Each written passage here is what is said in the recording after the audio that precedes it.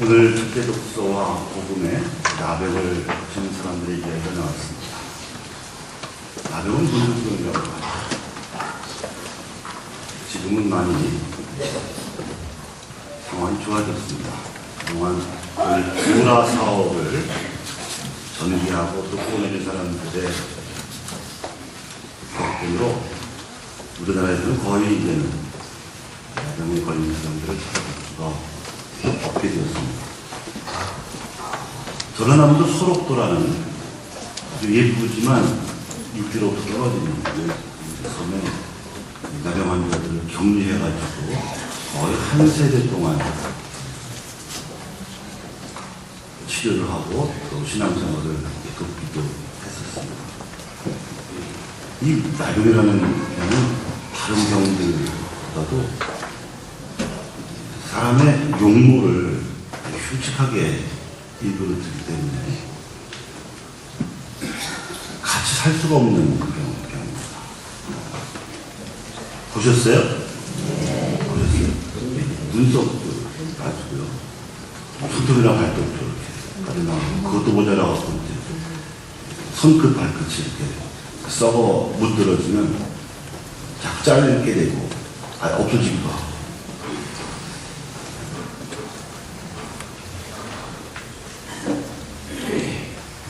제가 부제 때 경기도 양동이라는 나 혼자 정착촌 봉사를 나갔어요. 사실은 양성, 음성은 아닙니다. 양성은 전염성이 있는 거지만 음성은 전염될 가능성이 없는 거예요. 나병에 걸렸었던 흉터가 남아있는 거지. 그분의 소원이 수녀원이라도 좀 지어서 신앙생활을 할 수 있었으면 하는 거였어요. 그래서 청년들 데리고 수녀원을 우리 지을 능력은 안 되지만 어쨌든 뭐 돌이라도 나르고 길이라도 닦고 이런 노력봉사하러 갔어요. 그 동안에 그 전기제품 고칠 줄 아는 공고 출신들 청년들은 길 닦는 대신에 집집마다 전기제품 수리하러 다니고 교사들은 집집마다 있는 아이들 무용도 가르치고 노래도 가르치고 일종의 여름 학교를 열었죠. 그래서 제가 속해 있던 대방동뿐만 아니라 그때는 거기가 구지구였거든요. 구지구에 한 10개 이상 본당 청년들이 연합을 릴레이식으로 했어요. 근데 그 마지막 밤에 사실은 본당 청년들 사이에 갈등이 많았어요. 특히 좀 잘 산다는 그 본당에서 온 청년들이 굉장히 불편이 많았어요. 샤워실이 왜 없냐고. 봉사하러 와가지고 샤워실. 개울가에 임시로 이렇게 천막으로 이렇게 쳐줬더니 어떻게 이런 데서 목을 치냐고 이러면서 하여튼 몇 갈등이 많아서 그것도 치유할 겸 또 마을 주민들과의 화합도 공유할 겸 원래의 이제 흔히 뭐 봉사활동 가서 마지막 밤은 뭐 불 펴놓고 먹고 마시고 이제 그런 우리를 위한 그런 데를 하지 말자. 그동안 교사들이 가르친 아이들의 학예회를 하자. 이래가지고서 이제 동네 주민들 다 모았어요. 그러면서 이제 본당 간 청년들의 활동도 많이 개수가 됐고, 근데 참 신기했던 것은 자기 아이들이 발표할 때 어느 부모나 뭐 관심 갖게 말해주면 더 유난하게 아주 그냥 이렇게 신기해하고 감사하고 그런 모습. 집집마다 다닐 때 다른 집보다 다르다고 느꼈던 거는 그 부모의 젊은 시절 결혼식 사진을 그냥 안방에다 두면 되는 거잖아요. 아니에요. 대청에 난 다 볼 수 있게 됐죠. 나중에 이제 생각도 하고 물어도 봤더니 부모는 나병 걸린 적이 있었어도 자식들은 멀쩡하단 말이에요. 근데 이제 배우자가 인사하러 오면 내 걱정인 거야. 그래서 봐라, 우리 부모님들 결혼할 때는 정상이었다. 그러니까 이 집에 아들이나 딸하고 결혼해도 아무 문제 없다. 그 메시지예요, 그게. 아주 그냥 가슴 아픈 사연이 있는 거죠. 또 그 몇 년 전 신학생 때는 나자로 마을을 방문한 적이 있는데, 사전에 저희도 교육을 받았고, 또 나자로 마을에 계셨던 이경기 시민께서도 나와 앉아였던 주민 신자들에게 철저히 교육을 해서 조금이라도 감염 가능성이 있는 사람은 나오지도 못하게 하고, 음성 상태가 된 분들하고만 만나게 했는데, 좀 떨리긴 했지만 악수해주라고, 손을 만져주라고, 그렇게 좋아요.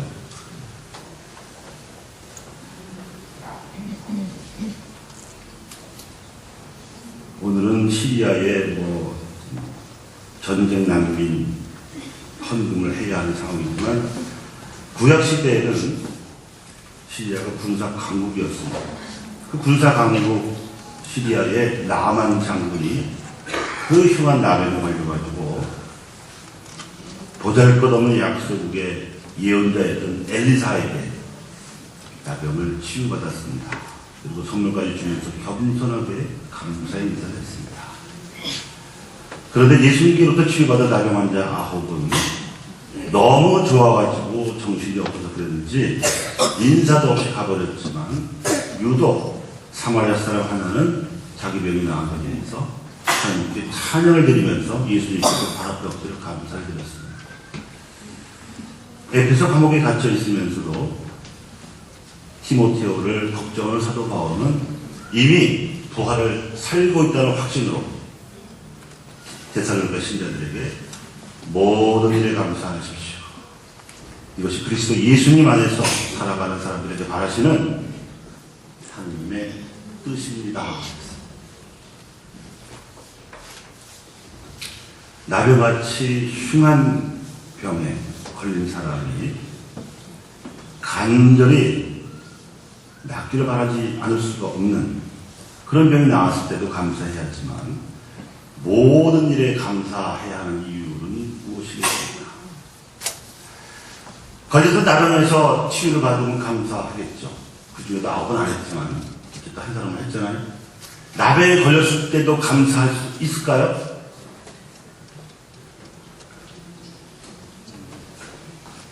한 사람의 예외가 있습니다.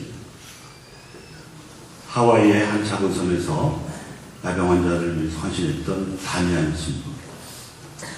그는 건강한 상태로 그 섬에 부임했는데 상대를 안 해주는 거예요. 나병 환자들이. 신자들에게. 우리 동정하지 말아야 돼요. 누구나 한 가닥 하지 않았던 사람이 어디 있겠어요? 우리도 지금은 이렇지만 옛날에는 이러면서 무시하지 말라고 막 경계하고, 그러다가 이 다니안 신부님이 나병에 걸린 다음에 미사에서 강론하면서 드디어 우리는 하나가 되었습니다. 이렇게 선언한 거예요. 웅성웅성 이 자신도 돌았구나, 미쳤구나. 그런데 한결같이 자기가 나병에 걸려서 이제 똑같이 되었다는 그런 친밀감을 한결같이 표현하니까 그때부터는 이제 고개를 숙이고 한 마음으로 동지로 친구로 벗으로 받아주는, 그래서 나병에 걸리면서 감사했던 유일한 예외적인 인물 다니안 친구. 이제 우리 얘기로 돌아오죠. 좋은 일이나 고마운 일이야 당연히 감사해야 되겠지만, 살다 보면 굳은 일도 생기고 불행한 일도 만날 수 있고 재수없는 일까지도 얼마든지 겪게 되는데, 모든 일에 감사하라는 사도 바울의 확신은 좀 지나쳐 보이기도 합니다. 그렇지 않습니까? 솔직하게 대답 좀 해보시죠.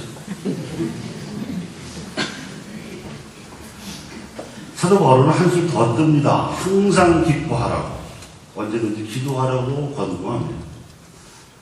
사도 바울의 이렇게 강하고도 철석 같은 확신은 도대체 어디서 나오는 것일까? 그리고 그렇게 지나쳐 보이는 권고를 우리같이 평범한 신앙인들이 받아들여서 실천해낼 수 있다고 사도 바울은 진지하게 생각한 것일까요?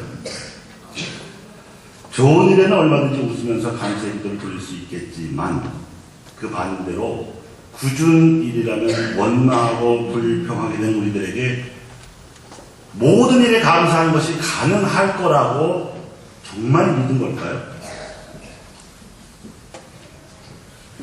이런 말로 권고를 하고 있는 바오로 자신이 감옥에 갇혀 있습니다.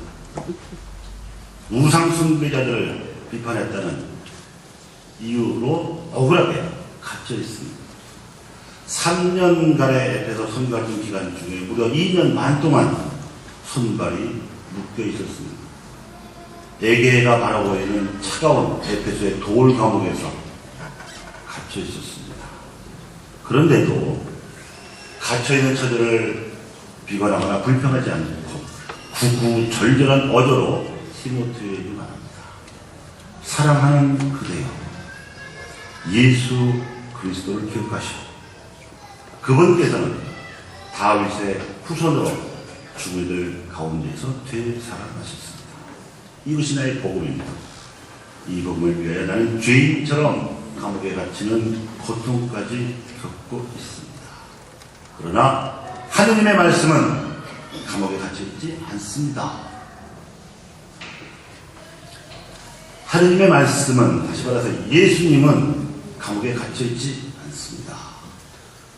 돌아가신 그분, 하느님의 말씀은 오히려 더 활발하게 퍼져나가고 있습니다. 이런 말이죠. 실제로 사도 바오로가 선교 활동을 하면서 구축했던 네트워크는 대단했습니다. 그것이 로마서 16장은 말이죠. 무슨 얘기가 아니라 그가 감사를 드리고 싶은 인물들의 이름만 한 페이지가 넘게 나와 있어요.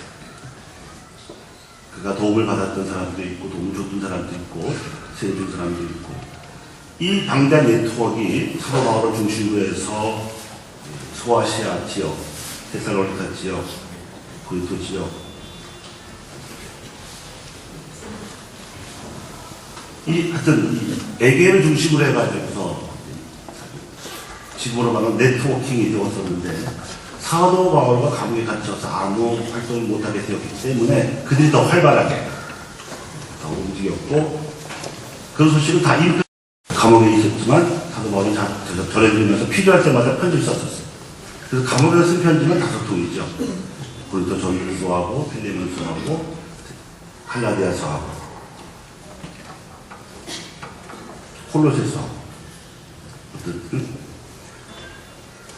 정말 말 그대로 하나님의 말씀은 감옥에 갇혀있지 않았습니다. 우리가 느낄 수 있는 것은 이 사도 바울의 말 속에서 묻어있는 예수님께 대한 진정성입니다. 하나부터 열까지 사도 바울은 예수님을 위하여 자기의 모든 것을 바치며 살았습니다. 예수님을 알기 위해서는 할 수 있는 모든 것을 다 했습니다. 그 당시 사도 바울가 편지를 썼던 재료가 흔한 파피루스가 아니고 비싼 양피지였습니다. 귀족들이나 쓸 수 있는 물건이었는데,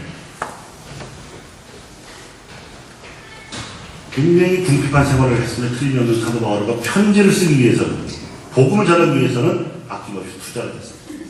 그렇기 때문에 그 양피지가 각 선교지의 공동체마다 돌고 돌아와서 말씀의 전례가 된 거거든요.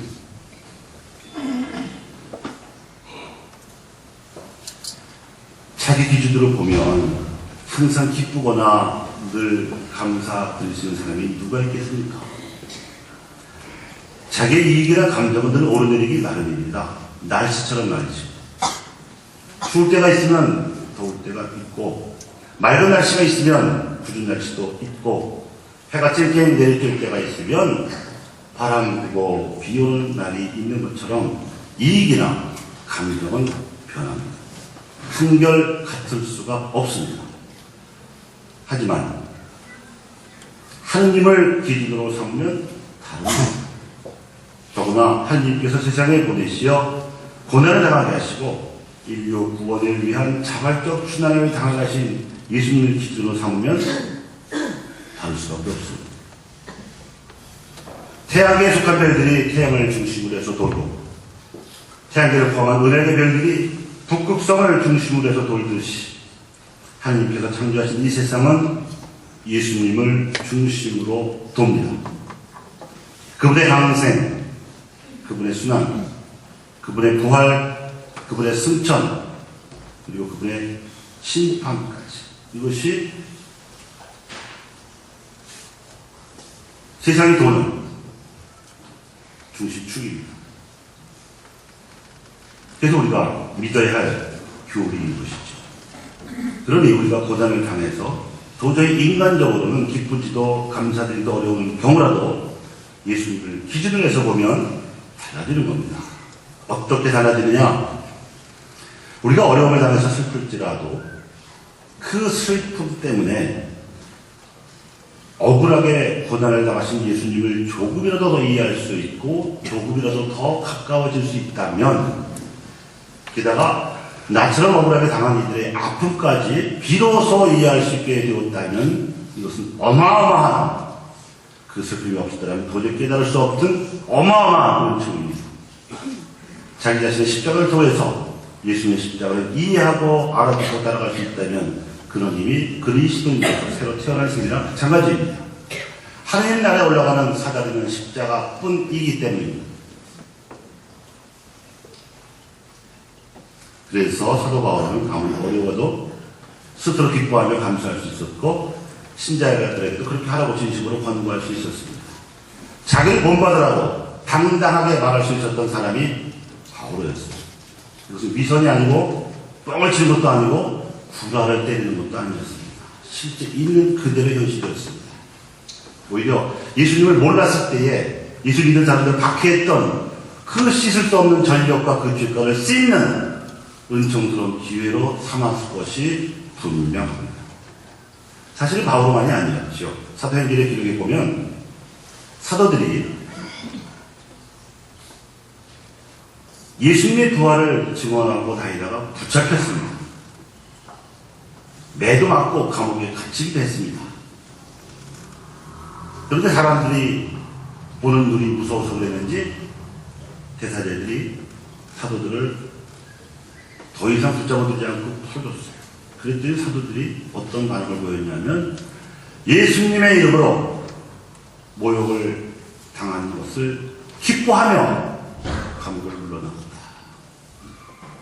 여러분, 모욕을 당할 때 기쁘십니까? 만약에 그렇다면 정신상태가 좀 이상한 거 아닙니까? 모욕을 당하면 억울해야죠. 기분 나빠야죠. 복수는 안 하더라도. 그죠? 근데 왜 사도들은 그 지경으로 정신이 이상해졌을까요? 제 생각에는 사도들의 죄과가 있잖아.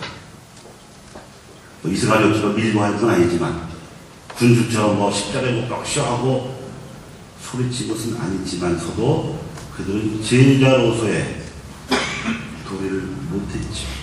도망갔잖아요. 예수님 싶어들. 조폭들도 그 적용은 아니었을 거예요. 제 생각에.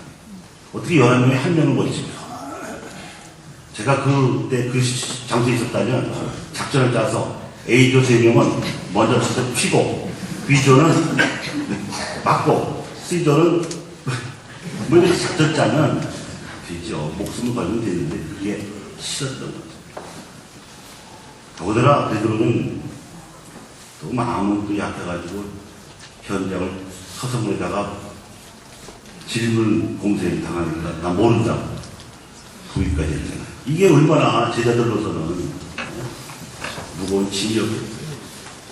그러니까 예수님 때문에 맞는 매 하나하나가 죄를 보속하는 해방과 자유의 표적이 아니었을까요? 예수님 때문에 그 모욕도 감사하게 되는 거예요.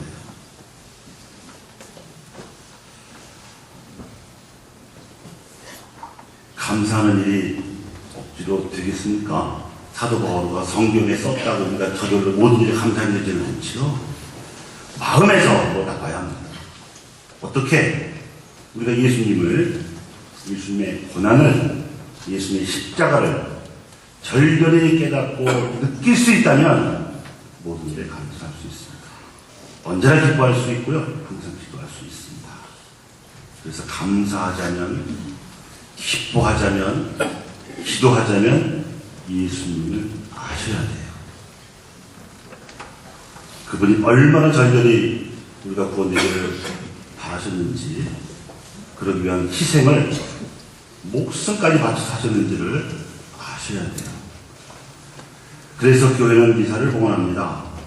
신앙인들이 예수님을 잘 알게 하기 위해서 미사를 드립니다. 매일 드립니다. 미사의 핵심인 성찬기도를 공식적으로는 감사기도라고 부릅니다. 이것은 미사가 하나님께서 우리에게 베풀어 주시는 작은 은총에서부터 우리의 삶 전체를 보살펴 주시는 은총에 이르기까지 우리는 하나님께 감사드려야 할 일이 너무나 많습니다. 여러분이 성당에 오시다가 교통사고가 났다고 칩시다. 그런데 다행히 크게 안 다치고 조금만 다쳤다.